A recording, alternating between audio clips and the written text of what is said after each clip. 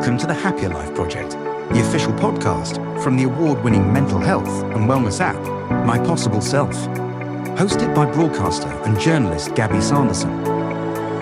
Hello, welcome. I am so excited to bring you today's episode. It's all about a simple but powerful tool for emotional regulation, self-soothing and lasting change. I'm talking about emotional freedom techniques, most commonly known as EFT tapping. EFT tapping, or simply tapping, is a mind-body technique used to help regulate emotions, reduce stress and process difficult experiences. At its core, it combines psychology with gentle tapping on specific acupressure points on the body. It can help calm the nervous system, reduce emotional intensity, and interrupt old stress responses and limiting beliefs in real time, which is why so many people, myself included, find relief quickly. I have got such a phenomenal guest to talk to about all of this stuff. He's called Brad Yates, recognised as one of the world's leading experts in EFT tapping. Brad blends EFT with positive psychology, helping you to tap out negative emotions and instantly tap in feelings of empowerment, joy and gratitude. He's the YouTube king of tapping with an absolute wealth of specialised videos, and he's made EFT accessible to millions. His Tap with Brad YouTube channel is an absolute treasure trove of guided sessions covering everything from tapping for confidence, to let go of pain and anxiety, to welcoming in more joy or even financial abundance. Brad is also the co-author of Freedom at Your Fingertips and the children's book, The Wizard's Wish. He's also a featured expert in the film The Tapping Solution. For many people, Brad's online tapping videos were their first entry point and experience of EFT. And with over 1,600 videos viewed more than 59 million times, his work has helped millions of people feel calmer, more balanced, and more connected to themselves. I'm telling you, tapping along with Brad has really pulled me out of some dark, dark times. Brad believes, and I agree, tapping is for everyone. And he should know he's worked with people from every walk of life, from CEOs to actors, musicians, athletes, teachers, students, clergy, engineers, the whole spectrum. In this conversation, we go step by step through the tapping process, what it is, how it works, and how you can use it safely in everyday life to support your mental and emotional well-being. And I really, really, really encourage you to stay right through to the end of the episode, because Brad guides us through a short tapping session designed to help us feel calmer, more grounded, and a little bit happier, wherever you're listening from. So, with that in mind, ready to find a healthier, happier you? Let's get started.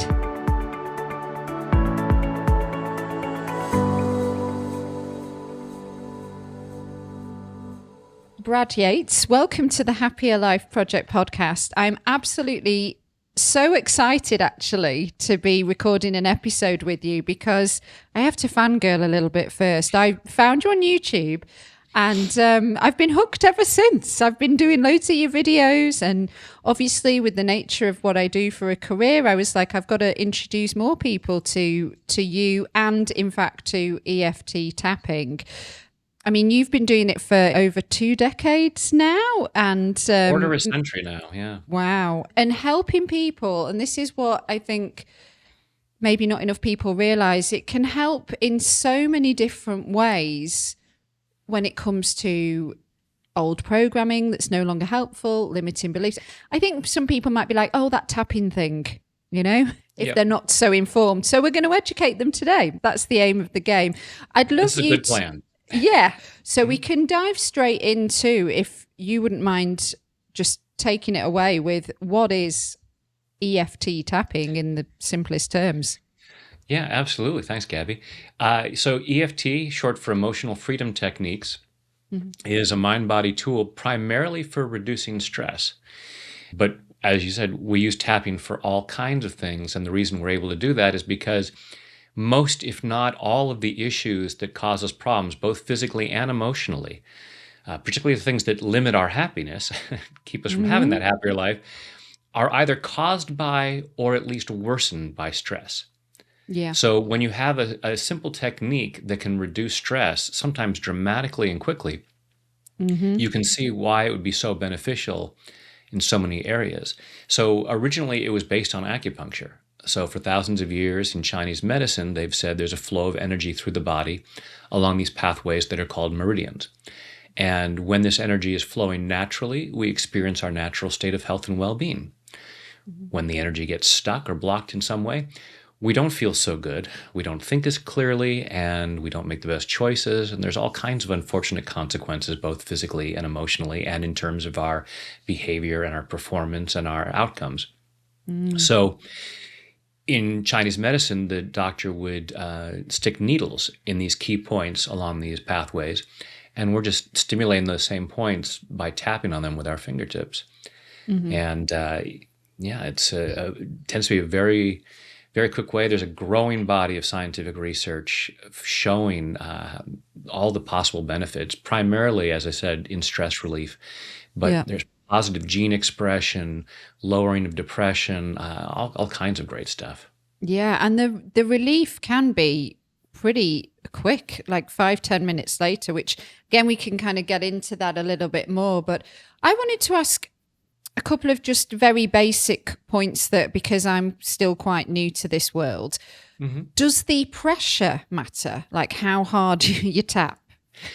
I don't know that anyone has measured that in a lab yet, but the general consensus is that it can be pretty gentle. I mean, it's an act of self-care, so we want to be gentle with ourselves. I did have a gentleman years ago who came to a couple of my workshops in LA. He was a martial artist, and he would just be slamming on. I was like, whoa. Yeah. Doesn't have to be that hard. So yeah, just a gentle tapping is fine. Okay. Because, I just wondered if you were too gentle, would you be hitting the spots, Yeah, and fortunately, because we're using our fingertips, and generally we use 2 or 3 fingers, we're covering a larger area than an acupuncturist with a needle, so they have to be a little more specific.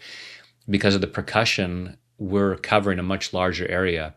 And you can actually just hold the points and gently rub the points and get benefits. So it doesn't have to be real intense. Okay. I'm going to get into the points in a sec, but then my other question is, I've seen some people use both hands for a lot of the points, and then I've seen like you do it with the one hand. Does that make a difference? Yeah. So before I got into personal development, I was an actor. And this is bad camera technique. So just for our listeners, Brad's like using both hands right now. Both hands covering my face. Yeah. So I use one hand down the side, and it's a very common question. It's like, do I have to use the same hand? No, you can switch back and forth, or you can tap with both hands at the same time, whatever feels best for you. Okay, awesome.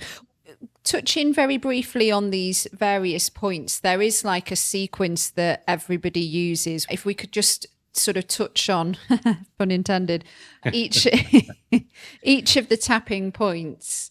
So the tapping format that we use was originated by a psychologist named Dr. Roger Callahan, who kind of stumbled upon it. He was learning about acupressure and had a woman with a lifelong water phobia and tried to relieve this. She said one of the main symptoms was a knot in her stomach. And he said, okay, well, the point for the stomach meridian is right here under the eye. Let's see if we just tap there for a moment and see if we can do something about your stomach. And just in a few moments, not only did the knot in her stomach go away, but her lifelong water phobia disappeared. It's crazy. Just, full disclosure, it doesn't always happen that quickly. Yeah. It can, but don't expect that. It's the problem is that so many people will try tapping and they won't notice anything right away. And they'll say, well, this doesn't work. It's stupid. Sometimes it's like a painkiller where we notice the change fairly soon. Sometimes it's like a vitamin. No one takes a vitamin and notices a change, but if you do it consistently, there are benefits. So, it's fortunate that we do sometimes get those very quick results. So when Dr. Callahan, did this with this woman, and he said, "Wow, that's fascinating," and started experimenting with different patients, and he came up with these different algorithms of points. So each of these points is associated with a different meridian, which tends to be associated with a different organ in the body, which tends to be associated with a different emotion. So, for instance, the first point that we use, the eyebrow point, is associated with the bladder, which is associated with sadness and trauma. The side of the eye is gallbladder, anger. Under the eye is the stomach meridian, or fear. And so he would come up with, depending on the particular client, a particular algorithm of, say, 3 points. Say, okay, so for your issue, let's tap the eyebrow, then the chin, and then the side of the eye. And I was teaching it this way, called thought field therapy. So along comes Gary Craig, who just passed away recently, sadly. Gary had his degree in engineering from Stanford, and thinking like an engineer, he said, "This is really complicated. I wonder if there's a way to simplify this." He said, "Okay, rather than trying to figure out which points to tap for this client, there's 8 points that we're tapping. What if we just tap them top to bottom, and found he was getting the same result. So it's like, okay, it takes less time to tap all the points than to try to figure out which sequence of points to tap. And it doesn't hurt to tap an additional point. It's not like, well, you should only use these 3 points, and if you tap this point, then all healing goes out the window." I did wonder because, we've not got into, let's say, themes or subjects yet of what we want to work on. But I did wonder, your example with the anxiety about the water and that being under the eye. So if I'm tapping for something that's anxiety related, would I hover for longer on that point? Maybe yes, maybe no. You could. I always say to folks, if you feel inclined to tap a particular point, do so. The first time I got on an airplane after 9/11, I had a little bit of an anxiety attack. I'm standing there, I'm frozen. I'm like, you could tap, because I'd recently learned tapping. So I started tapping, and I just felt inclined. I just stayed on the side of the eye. Even though one would say, well, you're having fear, it should be under the eye. And so, I'm not an acupuncturist, so I'm not going to say, I can't really say, but to my mind, it's not always an exact thing of, well, if it's fear, it's always under the eye. If it's sadness, it's always the eyebrow point, because our emotions are complicated. There's nuance. And so just kind of go with that and trust the feeling. And if you're not inclined to stay on a particular point, go through them all if you can. Yeah, well, with the emotion stuff, like you said, it's quite fluid as well. And the part of the reason for tapping is sometimes to process or to move them through the body. Absolutely. When they get stuck. Could you give us a few examples then of through the lens of, let's say, mental health and emotional well-being? What are some of the I keep seeing coming the word theme, but themes for tapping? Yeah. I over 1,000 videos covering a bunch of different things. And, there's relationship things, heartbreak over a breakup. There's uncomfortable past memories. I was working with a woman who had a number of similar situations, but someone was talking about something that happened 20 years ago, a conversation she had that was so upsetting that even 20 years later, she still cried when she thought of it. And in a matter of 10, 15 minutes, she was laughing about it. Wow. Because so the Stoics say, it's not what happens to us that bothers us. It's our thoughts about what happened.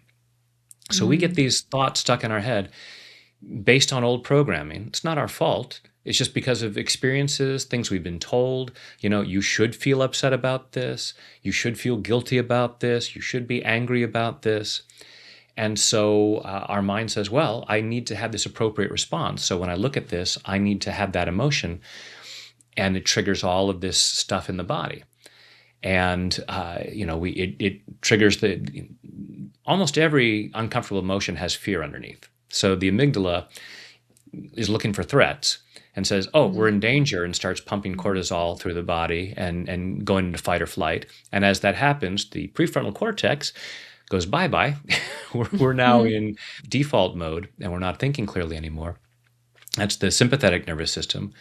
And then after a time, the parasympathetic nervous system kicks in, and our body and mind says, okay, all clear, and prefrontal cortex comes back online, heart rate slows, all of these other body functions are normalized. So the tapping is sending a calming signal to the brain, letting us know that we're safe. With all of these different things, whether it's someone's broken up with us in a relationship, if we're having cravings for something that's not good for us, some food or a cigarette or whatever it might be, our body is trying to find a way to take care of ourselves. It says we need to feel this discomfort in order to motivate us.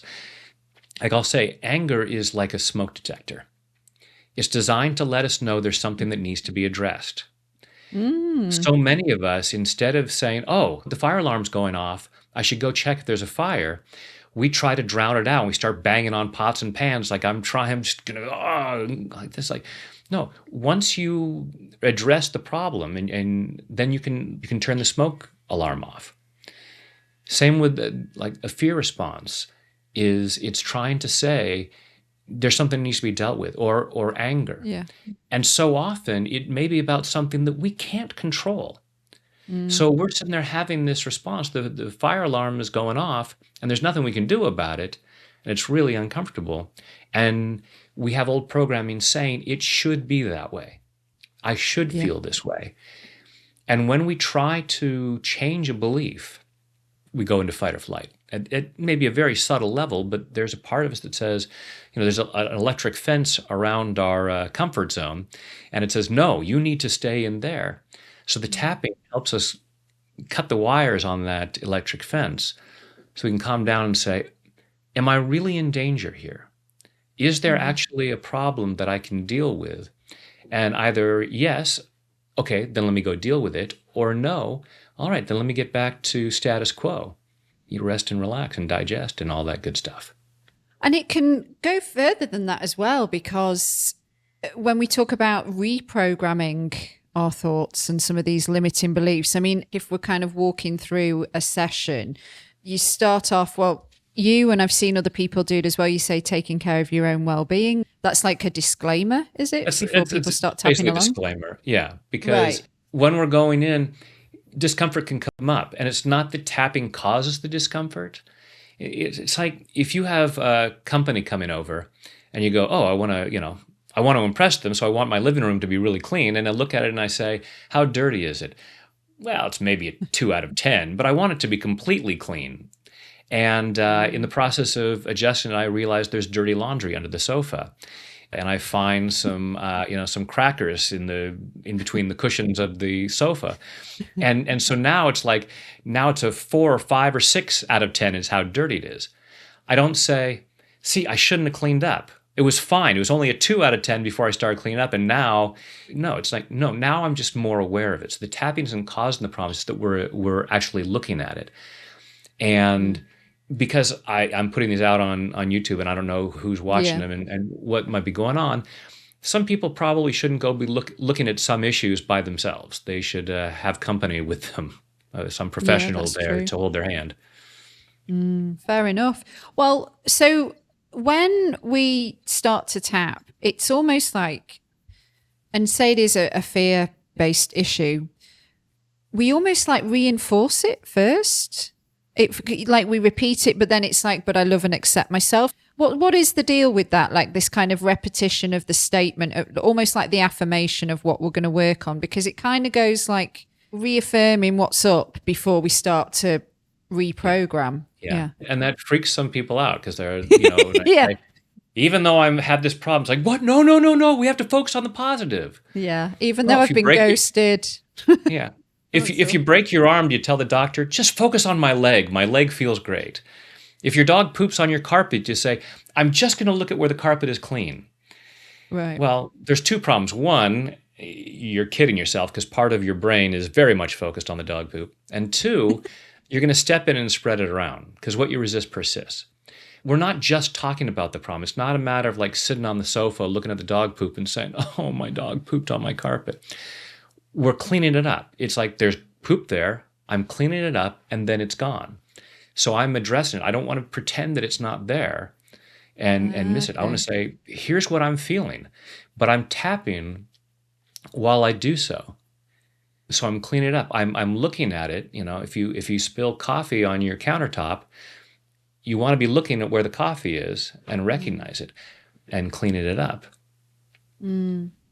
So if it's something like, I'm trying to think of things that come up a lot for us on the pod in terms of topics, low self-esteem and low self-worth is up there. So it would be like that kind of Number one issue. reaffirming. Yeah.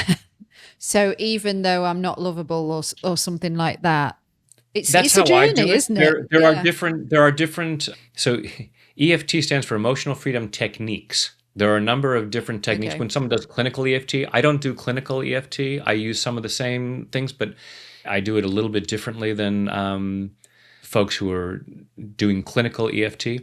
But I start off with the phrase of, even though I have this issue, I choose to love and accept myself. Right. And we do this acceptance thing at the beginning because most of us are programmed when someone asks, how are you doing?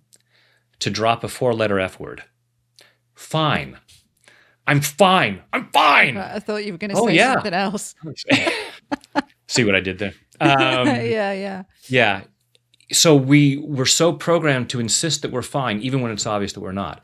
Yeah. So what we're doing here is saying, even though I'm really not fine at the moment, I still choose to love and accept myself. I choose to acknowledge that I am acceptable, even if I'm not fine like I'm supposed to be 24/7. And that gives me permission to then go and address, I have this low self-esteem. I've been told that I'm not good enough.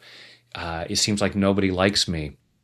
All this stuff that I don't want to deal with. And so part of me wants to say I'm fine and block that away and resist it and keep going along with the terrible status quo. Or I can say, all right, it's okay for me to look at this. It's okay for me to acknowledge that I have these feelings. And then I can address them and find out, for me, I've often said that my real job is teaching people to love themselves and clearing up that low self-worth. And yeah, that is the biggest thing that seems to bother folks is feeling I'm not good enough, I'm not worthy. And it's nonsense. Yeah. We're all magnificent children of the universe, worthy and deserving of the best this world has to offer. And there's just a lot of misunderstandings that we've gotten, either our own misinterpretation of a situation or some nonsense that somebody who was not mentally well told us. Yeah. You do have a brilliant way of guiding people through that and sort of reframing or even maybe making people think, yeah, where did I pick that up actually? Like, that's not mine. Yeah. Yeah. I think you do this. I know other practitioners do this where there's a bit of separation if you say parts of me feel, even though parts of me feel unlovable. Is that part of the kind of separation from these thoughts? Is that creating the distance there? Yeah, I do that just intuitively when it feels right to do that. There are various therapeutic practices that are based on that, IFS, parts work, constellation work. There are different things where we look at, okay, I'm not just one single entity that always thinks the same thing and has all the same beliefs. There are different parts of me. There's a conference going on in my head and some voices have a bigger say at different times than others might. It's like that the Disney film about the emotions, where it's all the emotions that are up in the Inside Out. Inside Out. There you go. There we go. Thank you. Yeah. So looking at that's just based on the idea of parts work. There's different parts of us. In that case, it's different emotions, but it's nuanced. We're complicated beings. So it just addresses the idea that, and we can see it in our own selves with different goals that we have, because part of me says, I want to be a multimillionaire. Another part of me says, I don't feel like working more today. I feel like having a healthy, fit body. I feel like sitting on the couch and eating ice cream. Yeah. So we can see it's like, okay, I'm not just one single entity I only have these goals, and there's always these counter intentions. and different parts that are designed to keep us safe. Every part wants us to be safe. I like to say that self-sabotage is simply misguided self-love. That part of us that says, I just want to eat a pint of ice cream right now, it's definitely not in line with our health goals. But part of us says, no, but it's for my emotional well-being because, so-and-so at work said this thing today and it really upset me and I'm feeling really down and I'm stressed, so my prefrontal cortex isn't there. And I'm just thinking, what makes me feel better? Ice cream. Ice cream always made me feel better. So it's an act of self-love in the short term. It's like, I'll pay a price later, but right now, this is what I need, because if I don't treat myself in this way, I'm just going to suffer. That's why this is such a great tool, is because it's a way of resolving that suffering without having to put on extra calories. Exactly. Some people disassociate and don't maybe even know why they're reaching for the tub. It almost becomes like autopilot, doesn't it? Almost always. Very rarely do we go and eat snacks and say, okay, this is for the email that I got earlier that upset me. Yeah. And this is for that conversation with mom last week. And exactly. And I'm just, okay, body, I know, body, you're feeling the pain, but my mind, my soul, my heart needs. No, we're on autopilot. 80 to 90% of our behavior is unconscious. And then so with tapping and going back to say limiting beliefs, things that are holding us back, it's not just a one and done thing, is it? Because I think maybe people might give it a go, and then if they don't get I think if you're in a heightened state of stress, then you will get instant relief and be kind of calmed Generally. down. But then if it's something that's like old programming that maybe we're carrying from childhood, do you find that when you're working with people, it takes longer for these new programming methods? Generally. Yeah. And the issues that bother us have all kinds of aspects to them. So if we had a field on our property that we wanted to cultivate, and there's all these big boulders, we look out at these boulders like, okay. And we go out one day and we spend all day moving just one boulder. And then, we're exhausted, go to sleep, wake up the next day. It's like, there's still boulders in my field. I worked so hard and there's still boulders. It's like, you did remove that boulder. There are fewer boulders, but you're still looking at it. I actually did a video of this recently in my backyard with leaves. And I showed that I had just raked up a pile of leaves. And I said, so last week, I raked up leaves, put them in the green waste, they're gone. And now there's leaves again. These are not the same leaves. The leaves that I raked up are gone. So it's not like I come out and go, there's still leaves in my yard. It didn't work. No, it does work. If I never raked up, then by winter, I couldn't even move through my yard because there'd be so many leaves. But because I'm moving them out, and eventually they're gone. So sometimes, as with the case with the woman with the water phobia, sometimes we just something clicks, and we get a huge shift that may never resurface. Some things, it's like, okay, I feel some relief about this, but next week I may be feeling something that feels similar. And part of me is going to say, oh yeah, there's leaves in my yard, or there's boulders in my field. It's like, okay, but it's not the same one. But at an unconscious level, we don't, consciously we're not necessarily recognizing, I moved some things, it's different and it's less, and I'm making headway. We're just thinking, I'm still feeling this discomfort. Yeah, well, I'm sure it was in one of your videos. You said it was like peeling an onion. It's the layers as well that we've got to get through. Yeah. Often when we're tapping, I may be tapping on, I'm so upset that this person sent me a nasty email. And I'm tapping that nasty email, that nasty. No, this reminds me of when I was in the 3rd grade and my best friend said he never wanted to see me anymore. Yeah. And I just kind of stuffed that down. Right. And so this email triggered that, and I'm not consciously aware of why I'm so upset. It's like someone else go, it was a stupid email. What are you so upset about? Well, you don't know what button that triggered for me. So sometimes I'll say we might even find ourselves being grateful to the person who sent that email, because now that it's brought up and I can tap on this issue with my best friend from third grade and finally get relief over that and go, yeah, okay, I'm fine. I'm safe Yeah. here. Yeah. It almost reminds me a little bit, in a way, of homeopathy. And because I'm working with a homeopath, and it's all about, energy and bringing yourself back to you. And I've actually found, and that's how I really got into the EFT tapping, was through this journey with homeopathy. They really complement each other, because Yes. a lot of the stuff we're working on with me is to do with mental health and emotional health and trauma from the past, and suppression being a big one actually with me, which I don't mind saying. But it's almost like when this stuff is being brought up, tapping is a really great way of helping move it more quickly, because I've been crying so much, Brad, with all these remedies and tapping and everything. But then it is like peeling off a bit of the onion, and then you like go, oh, thank God. Yeah. But then maybe a couple of days later, not again, no. It's like the leaves. Right. There's still leaves, and recognize, okay, but it's not the same leaves, and I'm making progress, but sometimes it's very hard to tell that. You come out and there's leaves all over your yard. It's very hard to think, well, I made progress when I raked up the leaves last week. Because all I'm recognizing is right now I have leaves in my yard, and that's my problem. Yeah. And but they're not piling up the way they used to. So many of us, by the time we go and get some, whether we go to see a therapist or start watching tapping videos or whatever it might be, the pile of leaves.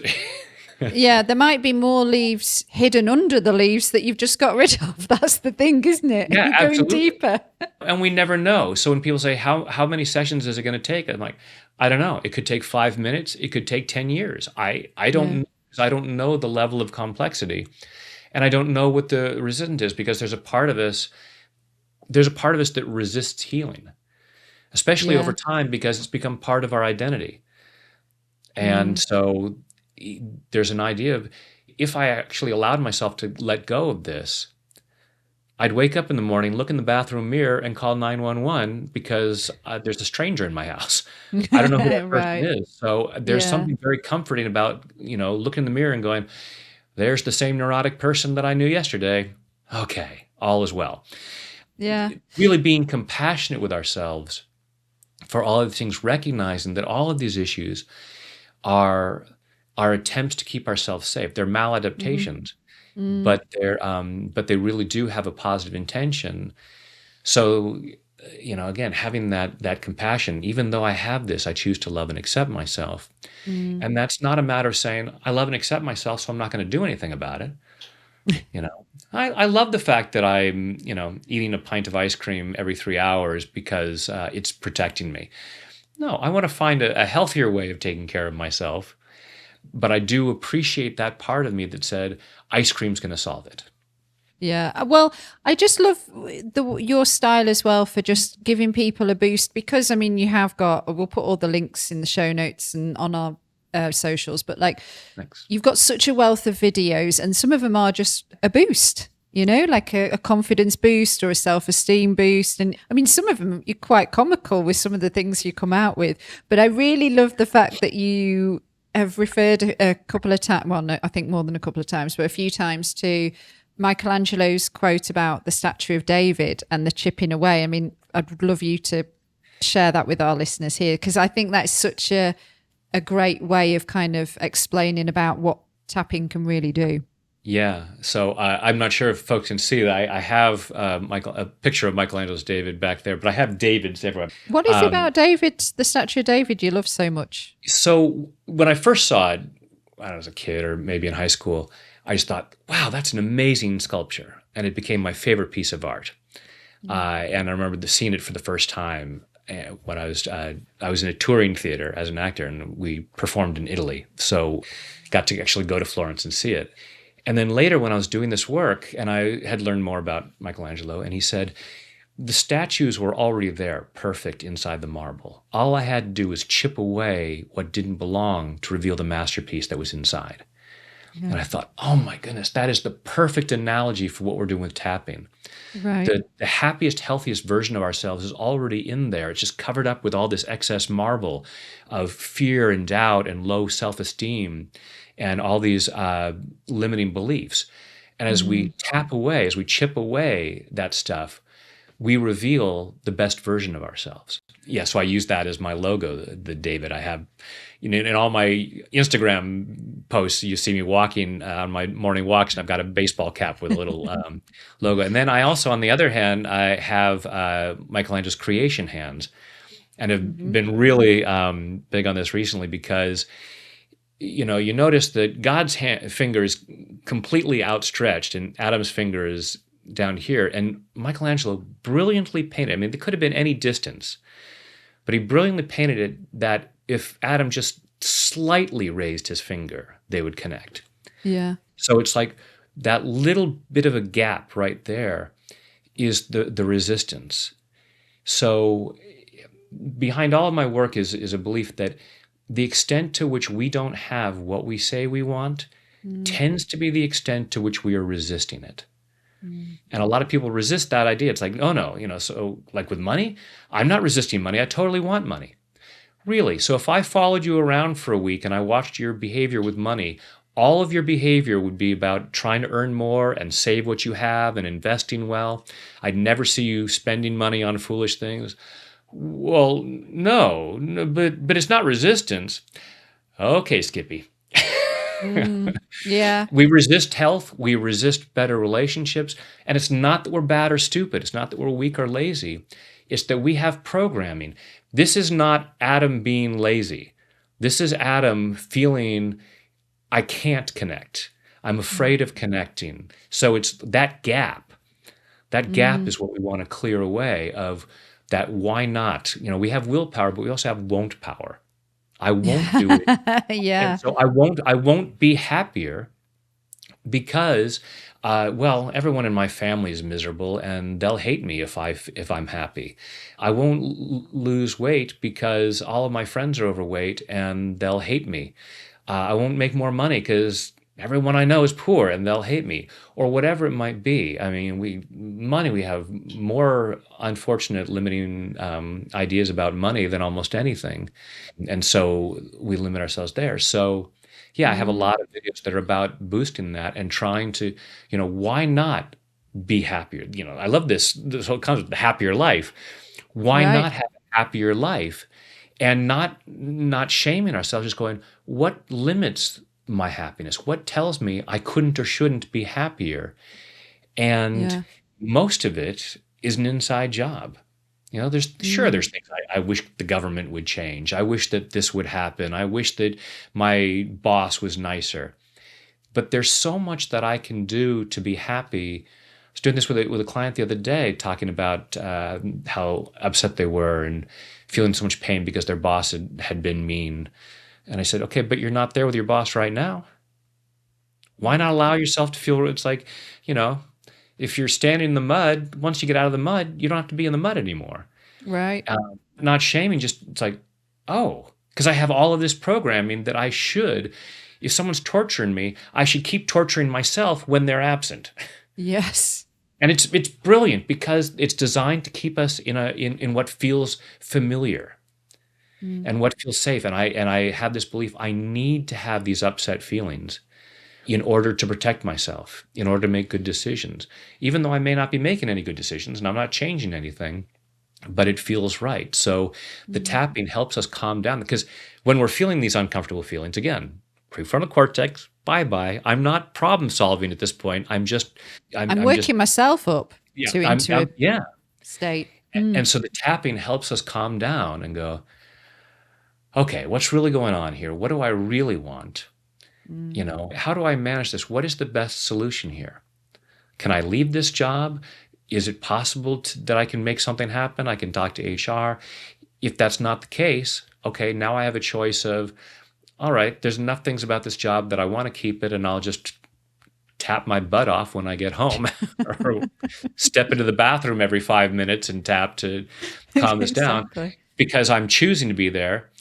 Or I realize this is just one job out of millions. And maybe this is a sign that this is not the right place. I don't have to hang out with this person. Because when we're in that state of stress, we're not thinking there's other possibilities. You're here by choice. We're not thinking that. It's like, I have no choice. I can't afford to find another job. I won't get hired. We close the door on all possibilities. Yeah. And then it becomes a self-fulfilling prophecy. Absolutely. Yeah. And we will do that because as human beings, we love to be right. So if I have this belief of, I can't get this kind of job, I will unknowingly sabotage the job interview, because when I get the call or say no, or I just never get the call, part of me says, see, I was right about myself. So there's a victory there. I get to stay safely in my comfort zone, and I get the added benefit of knowing that I've been right about myself all along, even though it ain't necessarily so. I created that, and it's not to blame or shame. It's like, oh, okay. I choose to love and appreciate those parts of me that sabotaged that interview because it kept me in my comfort zone. And now I choose to reconsider and look at, maybe it would be okay if I found a better job. Maybe it would be okay if I stepped out of this toxic relationship. Maybe it would be okay if I backed off on the ice cream. And all these different things that part of us, gets so stuck in a place of, no, it has to be this way. It has to keep being this way. Yeah. Flipping heck, Brad, I could literally listen to you talk forever on this stuff. I love the subject. So thank you for all of the great questions that open up these ideas. And I hope that people are finding this beneficial. I mean, thank you so much for all your wisdom and education today, and also for your video. I mean, really, you have helped me through some spots. I love as well, to not fangirl too much again, but it's like the pace is great because I find that I can actually be in the moment with myself of whichever, say, topic I'm drawn to on your wealth of videos. Like, you give me time to process when you're saying whatever it is, and then you give the person time to not just repeat it back, but also to think about what they're saying. And I have noticed with other people that do this, that sometimes it's too quick. So they're going, even the and I'm like, what? I saw a comment on one of my YouTube videos today that said the best thing about Brad's videos is that he gives you time to repeat the phrase. Yes. And I almost wrote back and said, "Is that? Well, I know that's a benefit, but is that the best thing, really?" And part of it is, one of the things fortunate for me is because I come from a background of being a film actor, I'm more comfortable on camera. So a lot of people are not as comfortable on camera, so they tend to rush. So when I started doing this, I'm already comfortable. So it's like I can take time. I'm not trying to rush the process. So that just was fortunate for me that I came into this with that kind of background. But I think that's why maybe you've got such a big following, is not because of the pace, but it's like you give us chance to follow the journey and to absorb what's going on so that we can maximize the benefits, I suppose.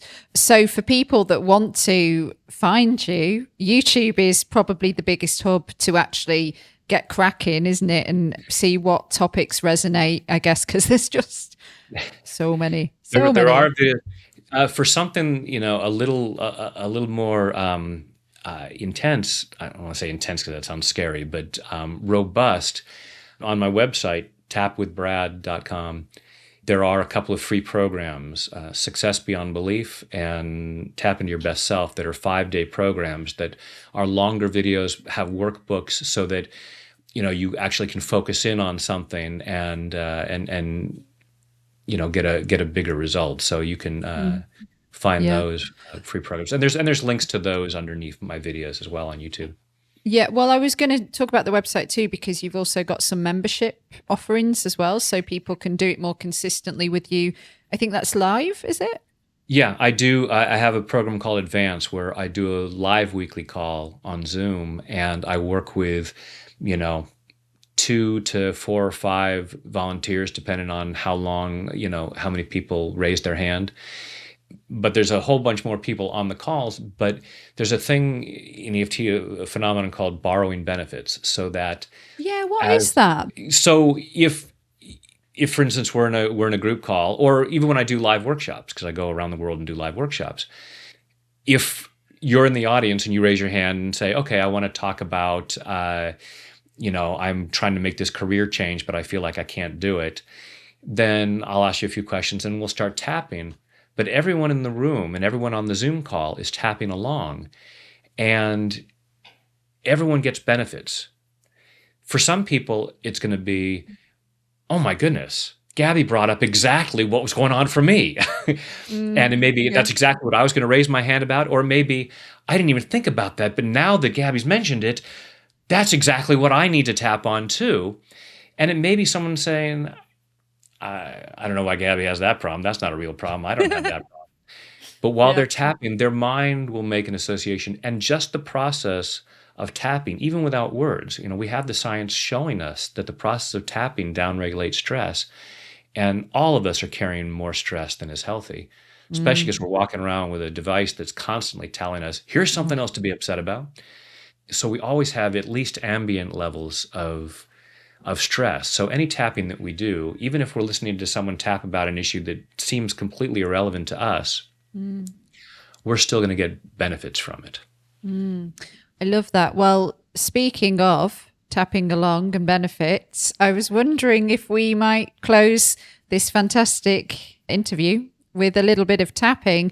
I just want to make sure, though, that people do know how to find you. It's tapwithbrad.com is the website, with all the information about like the membership and the freebies. All the different offerings. Live workshops where I might be doing something. Did some workshops in some new places last year. I was in London again. I've done many workshops in London. And then social media, it's Instagram.com, Tap with Brad, and then YouTube is Tap with Brad also. Tap with Very Brad, simple. wherever you go. It's a Tap with Brad. When I was starting out, I had all these different URLs. What's the website? And trying to come up with the right one. And people are always saying, "Oh, I'm always telling people tap with Brad. You really should tap with Brad." It's like, that would be easy. That's what it says on the tin. Yeah, exactly. We don't have to overcomplicate this. Kind of like tapping, though, right? Keep it simple. Keep it simple. Thank you. Honestly, incredible stuff. I'm going to mute now. I am going to tap along with you, but I'm going to mute just so that the focus is on you and the people listening and then the people watching as well. All right. So what we're going to do is we're going to tap with the fingertips of the index and middle finger of your dominant hand. Again, you can tap with both hands at the same time, or you can just tap with one hand. And so in general, the basic format of EFT is we look at what's bothering us. So it may be a physical discomfort. Oh, I'm feeling this soreness in my shoulder. Or an emotional thing of I'm angry at my neighbor Bob. And then we rate that on a scale of 0 to 10. How angry am I? How much discomfort am I feeling? And for emotional things like the anger at Bob, we'll check, okay, and what's the physical experience of that? My shoulders are really tense, or my fists are clenched, or I've got a knot in my stomach. So we're aware of, okay, here's the issue that I'm trying to solve, the problem that I want to solve. So we'll start off by tapping on the side of the hand and say, even though I have this issue, and you can say, even though my shoulder's bothering me, even though I'm angry at my neighbor Bob, whatever that phrase is, that is that's causing us the problem, even though I have this issue, I choose to love and accept myself. And then we'll repeat that 3 times. And then we'll go through these points. So we would gently tap the beginning of your eyebrow point. And generally, we tap these points between 5 and 10 times. It's not an exact science. Don't worry about it. So if you're saying a longer phrase, even though I'm really angry at my neighbor Bob because he was blasting his music all night long, it might be more than 10 taps. So it's okay. So we'll tap the eyebrow point and repeat the phrase, this anger at Bob, this issue, whatever. I'm just right now showing the basic points so that when we go into it, I don't have to explain all the points. And this way, people know the basic format of EFT. So with that, the issue could be, even though I'm feeling anxious, if I'm feeling anxiety, and recognize, okay, how do I know? Oh, my heart is pounding. Scale of 0 to 10, how anxious do I feel? So, and again, you'd go through these points, this anxious feeling or my heart racing, whatever we're experiencing. Side of the eye, then right under the middle of your eye, right above the cheekbone. Next point is under the nose, just above your upper lip. Next point is right below your lower lip, just above your chin. The next point is right where your collarbones just about come together. There's a little bit of a U shape at your base of your throat. So the point is on either side. You can make a fist and tap both of those points at the same time. And again, repeating the phrase at each point. Next point is about 4 inches below your armpit. That's right about bra strap level, and I'm sure even the guys can figure out where that is. And then the top of the head. So just tapping around like little circles around the crown of your head. This issue, this anger at Bob, whatever. And then you take a deep breath. Check back again and say, okay, I was angry at an 8 out of 10. Well, maybe now it's a 5. It may go from an 8 to a 0 like that. It may just go from an 8 to a 7.75. But hey, whatever stress we're holding on in our body, any relief is a benefit. And there may be times where, as we're peeling the layers of the onion, we may say, well, I was angry at an 8, but now it's a 9. And it's not that the tapping has made me more angry. I just may be more aware of what it was about what Bob did. And it brought up all kinds of stuff that's like, okay, now I'm just more aware. I was cleaning up my living room and I found there's dirty laundry under the sofa. Now I'm more aware of what's there, but now I can really clean it up. Or I may be aware that this is something to call a professional about.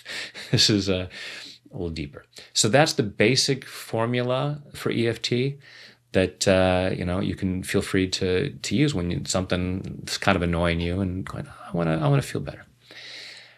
Now we're going to have some fun with it. So go ahead and close your eyes. Take a deep breath in and hold it. And let it go.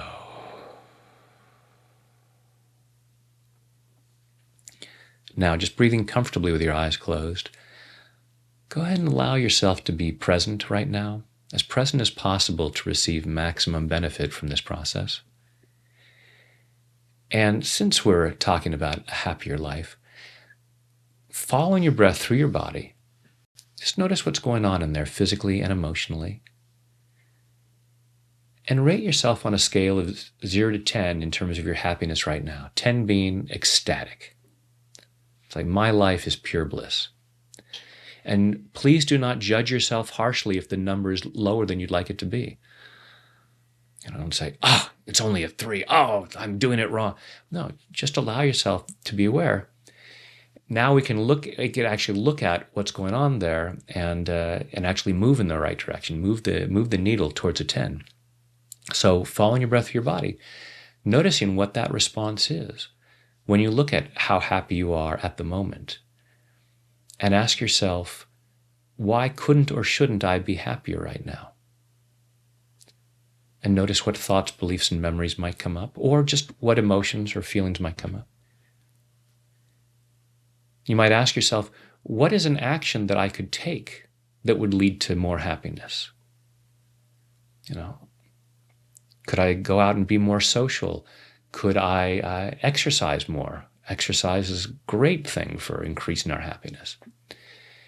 So thinking about an action you could take that would make you happier, and notice on a scale of 0 to 10 how much resistance there is to taking that action. How much fear you might feel about taking that action. So whatever might be in the way of your happiness, just allowing yourself to be aware of that. And notice on a scale of 0 to 10, again, either how much discomfort there is, or on the scale of 0 to 10, where your happiness level is. Take a deep breath, open your eyes, and just tap where I tap and repeat back what I say.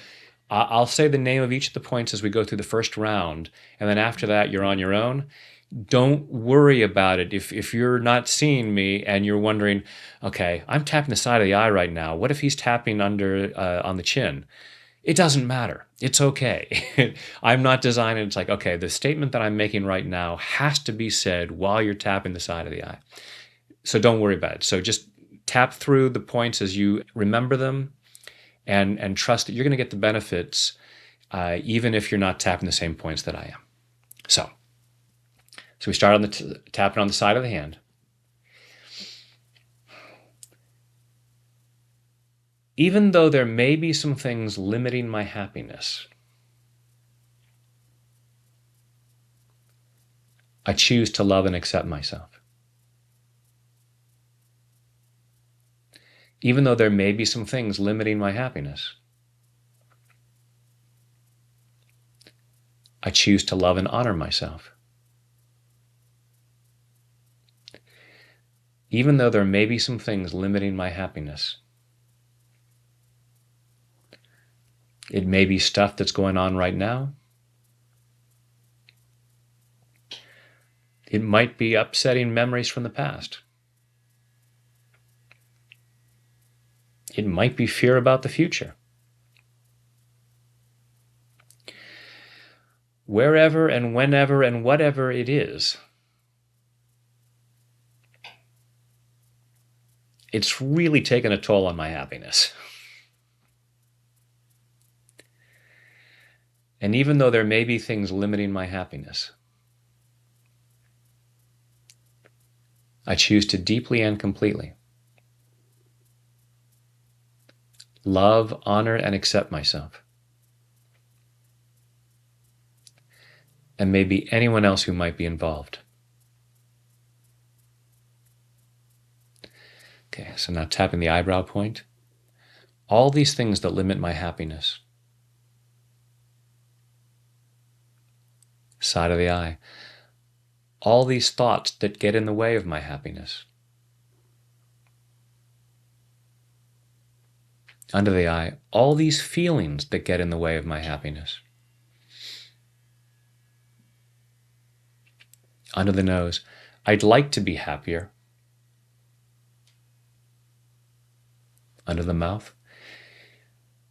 But I can't seem to feel happier right now. Collarbone. There are just too many things that are in the way.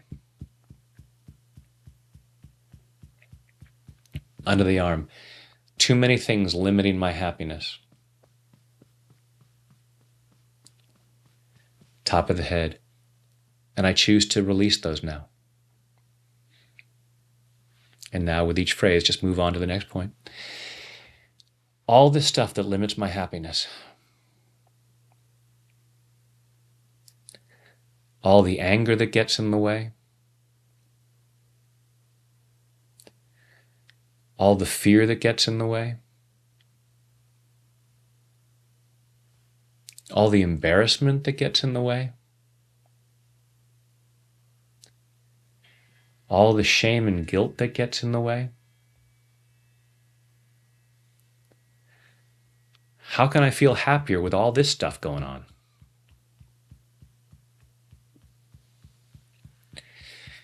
And part of me says, all this uncomfortable stuff has to go on. I should feel upset. Part of me says I need to be upset. And I choose to love and appreciate those parts of me that limit my happiness by holding on to these uncomfortable feelings, believing that that is necessary to keep me safe. Because that's the only reason I'm doing it.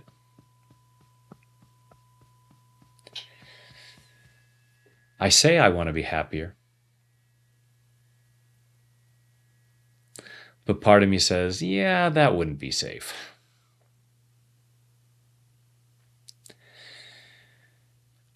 I might stop paying attention. People might be jealous. People might think I'm an idiot. It would be awful I was happy while people were thinking I'm an idiot.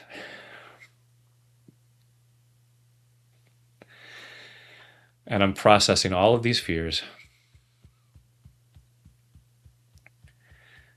And I choose to clear them at a cellular level.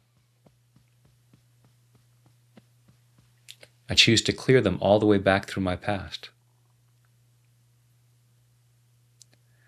Back through all those times in my life where I somehow got the message. It wasn't safe to be happier. It wasn't okay to be happier. Maybe somebody told me to wipe that smile off my face. Maybe it was just my interpretation of what was going on.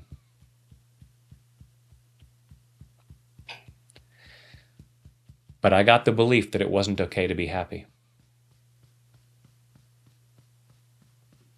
Or at least not happier. And these are misunderstandings. And I'm allowing myself to clear up the misunderstandings. It's okay to be happy. I choose to know that it's safe to be happy. At least most of the time. There may be situations where it's not appropriate to grin too much.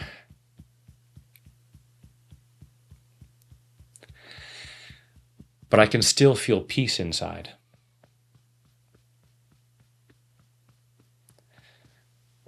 I'm allowing myself to feel even happier. In body, mind, and spirit. Take a deep breath.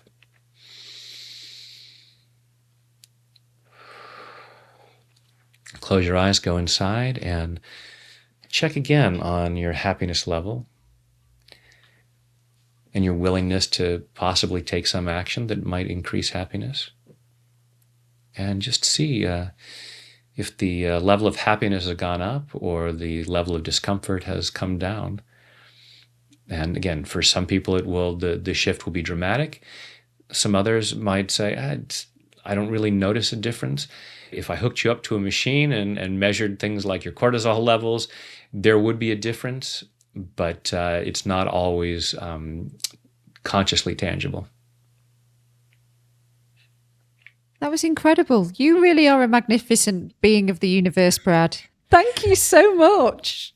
My pleasure. Really? Wow. I love the deep breath at the end. I always feel like it feels so nourishing, you know? Yeah. There's a reason why there's so many people touting breath work. Absolutely. What I always love about, I bring up breath a lot, mainly in terms of this. And actually, folks, go ahead and keep tapping collarbone. Sometimes I'll just tap collarbone like when I'm doing a talk, just so we keep clearing.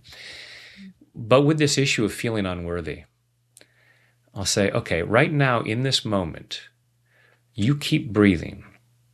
You keep inhaling, which is a request for oxygen from the universe.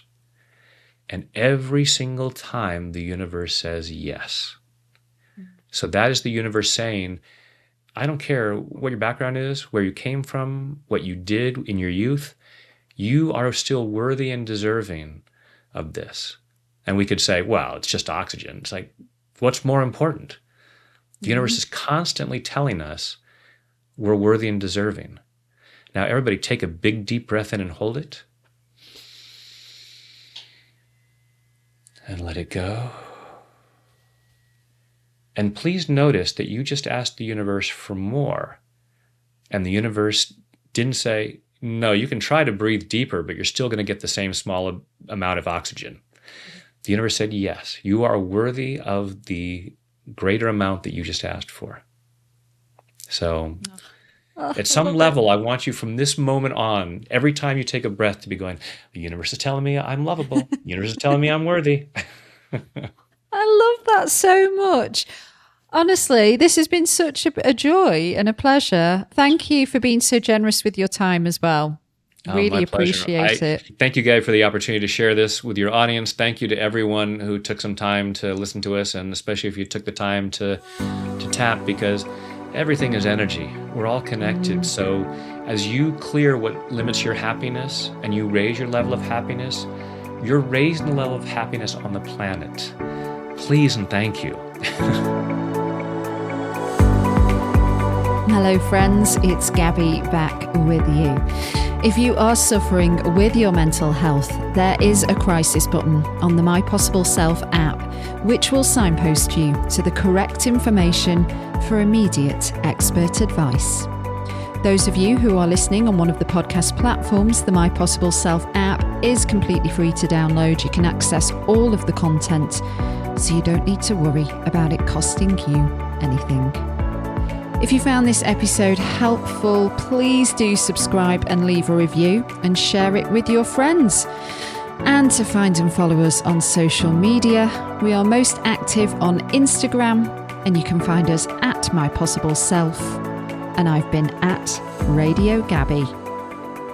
Until the next one, do take care. Bye for now.